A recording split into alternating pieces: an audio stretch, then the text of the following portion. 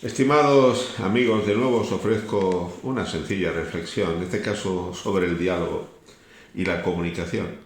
Cuando uno ve, pues, entre políticos, entre familias, entre esposos, las relaciones humanas, pues eso, que no nos escuchamos, que cuando uno está hablando, el interlocutor, en vez de estar escuchándole para saber qué le ha de responder, que incluso va con el papel ya escrito, no escucha y le dice lo que le ha preparado previamente, lo que ha pensado previamente, pero sin escucharle.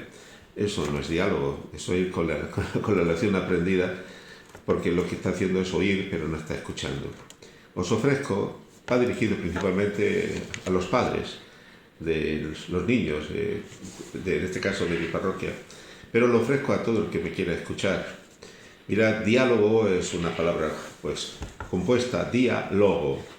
Día, día es la preposición de, expresa recorrido, pasar de un sitio a otro.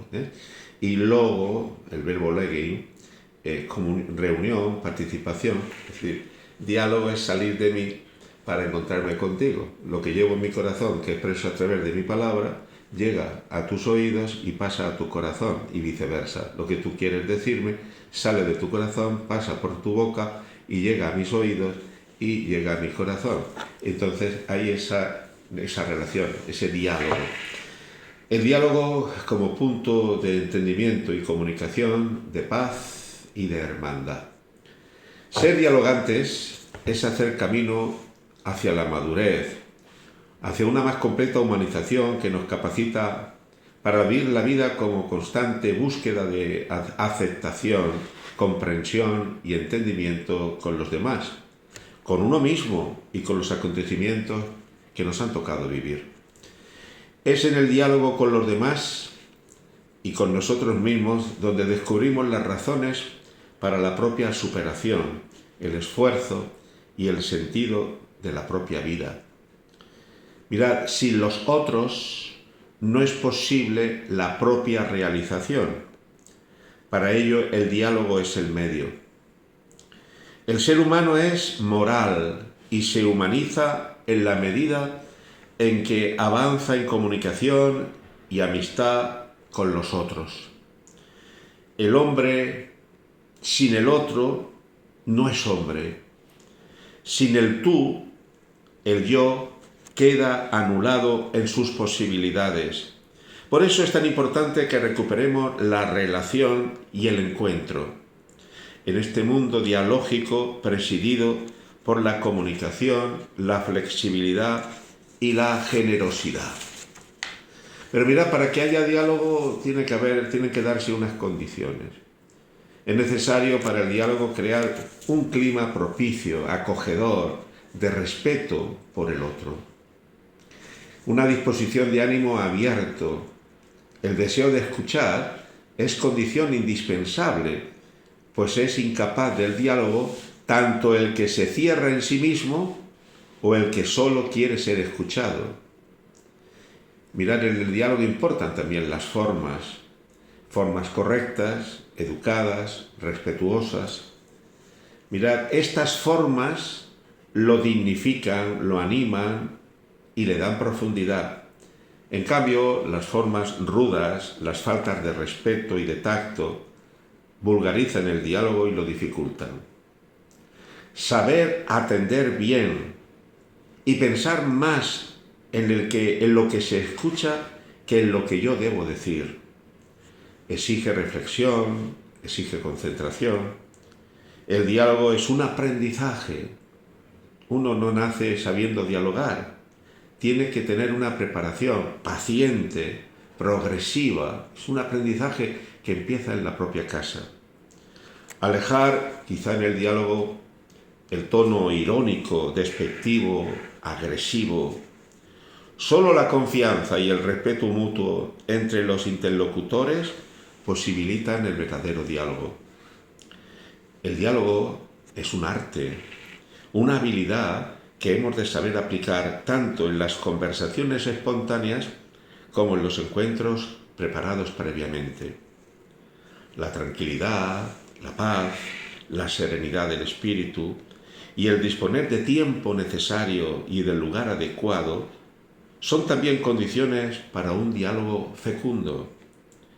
Sin capacidad de escucha y de interés por el otro, el diálogo queda bloqueado. Esta sería la conditio sine qua non, es decir, sin capacidad de escucha no hay diálogo. Mirad, también en relación con el diálogo, destaco, es un poco, no sé, por si os sirve. Mira, tenemos, dicen algunos, algún filósofo y algún pedagogo, tenemos 2 orejas, pero una sola boca, justamente para escuchar más y hablar menos. Se le atribuye esta frase a Zenón el Citio. Un defecto generalizado en nuestra sociedad es la incontinencia verbal de tantas personas que no saben escuchar. Saber escuchar es una manera saludable de contribuir a la felicidad del otro. Hoy, cuando los medios de comunicación social han dado y han hecho de la posibilidad y de la publicidad, de la noticia, un gran negocio, y la verdadera comunicación, en cambio, el diálogo auténtico, persona a persona, se ha empobrecido. El orgulloso, engreído, el fatuo, que cree saberlo todo, es incapaz de escuchar pacientemente a alguien. Se ha colocado a sí mismo por encima del bien y del mal y cree que nadie puede aportarle nada. Todos los autores que muchas veces he leído y consultado vienen a lo mismo, que la convivencia solo es posible mediante el diálogo como lenguaje, como fórmula de comunicación, de paz y de hermandad, cuya finalidad es el encuentro entre los hombres. Te tienes que preguntar, yo me tengo que preguntar, nos preguntamos, ¿yo soy dialogante? Es una pregunta muy concreta, pero quizá difícil de responder. Quizá somos los menos indicados para que uno a sí mismo se defina. Bueno, pero pienso, ¿soy dialogante? Al menos lo debemos repensar. Escuchar es mucho más que oír. Al escuchar demostramos tener gran interés en lo que se nos dice. Es posible que en casa, en tu casa, acostumbrados a oír tantas veces lo mismo, no ejercitamos suficientemente una escucha atenta. Ello suele traer no pocos problemas en la convivencia familiar. Pues bien, en la familia, me dirijo a vosotros, especialmente padres y madres de familia, esposos, amigos todos, pero todos tenemos esta posibilidad y todos vivimos, tenemos familia. El diálogo en familia. Mirad, necesitamos tener en nuestro diálogo, en nuestros temas de conversación en la casa, con los hijos, por ejemplo, en la toma de decisiones que afecten a los hijos, aunque sean pequeños, hemos de contar con ellos, habéis de contar con ellos, habéis de dialogar con ellos, dejarles opinar. Que no toman los padres decisiones sin escuchar a los hijos, razonarlo. Quizás se habla con los hijos de las amistades, de las compañías, de los amigos que tienen. No imponer quizás los amigos a vuestros hijos. Hablar sobre ellos, dar vuestras razones, pero no impongáis estas cosas. En el diálogo es importante tener en cuenta. Y que los hijos sepan que lo que le decís es porque les queréis, sin malos rollos y sin malas palabras. Se habla quizá con los hijos de los estudios, de la vida escolar, de cuestiones referentes a la forma de vestir, posible, hablarlo, dialogarlo. Un grito, un puñetazo en la mesa no es la solución, ni es el medio. Habláis con los hijos, en el diálogo con los hijos, por ejemplo, temas sobre la vida, el amor, la amistad, la generosidad, las relaciones chico-chica, las salidas del fin de semana, etc. Hay que hablar de estas cosas. Dialogar, escucharos, sopesar. Se dialoga sobre lo referente quizá a la paga. No sé cómo llevaréis el tema. Si le dais una paga a los hijos, la paga semanal, por qué le dais menos, o por qué esta semana le dais algo más. Temas candentes del mundo también se hablan en familia, debéis hablar con los hijos. los temas del momento que están, no sé, en los medios de comunicación. Es importante que informéis y que pidáis el parecer sobre proyectos familiares en un futuro próximo. Por ejemplo, si te vas a comprar un coche, dialógalo con los hijos. Dile las razones por las que piensas que debes tener un coche nuevo, o quizás cambiar de casa, o iniciar un viaje, no sé, dialogarlo con los hijos. Las mismas vacaciones. Mirad, posibles diálogos que se dan en la familia. Algunas veces los padres sois coercitivos o recriminatorios. Es decir, en el diálogo a veces se dan las amenazas, las coacciones, los gritos. No es el medio, no es el camino. El afecto y la simpatía, porque mirad, más que el contenido de lo que se dice, importa la impresión que produce en el otro, si el otro se siente valorado o no. Es importante en cómo le miras, en cómo gesticulas, en cómo le hablas.